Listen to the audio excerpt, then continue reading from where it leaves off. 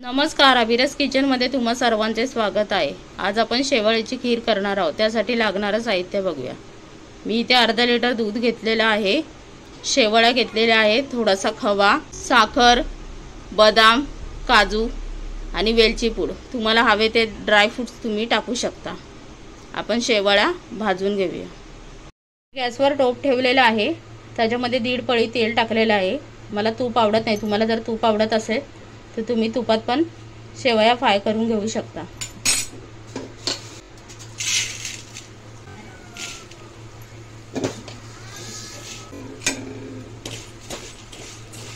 थोड्या लालसर आपण फ्राय करून घेऊया।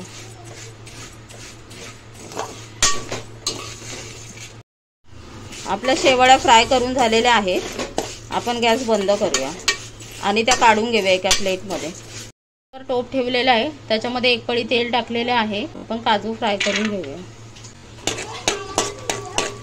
बदाम,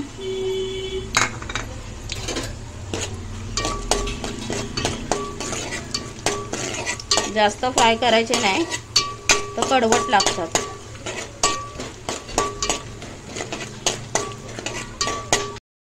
हे फ्राय झालेलं आहे, याच्यामध्ये आपण दूध टाकूया।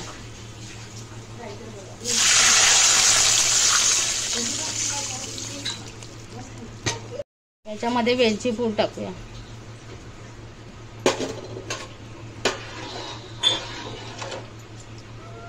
आणि थोडा खवा, तुमच्याकडे असेल तर टाका, नाही टाकलात तरी चालेल।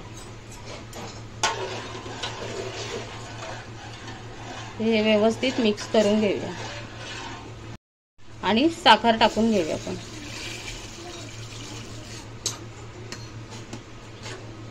तुम्हाला जसं गोड हवे त्याप्रमाणे तुम्ही इथे साखर टाकू शकता।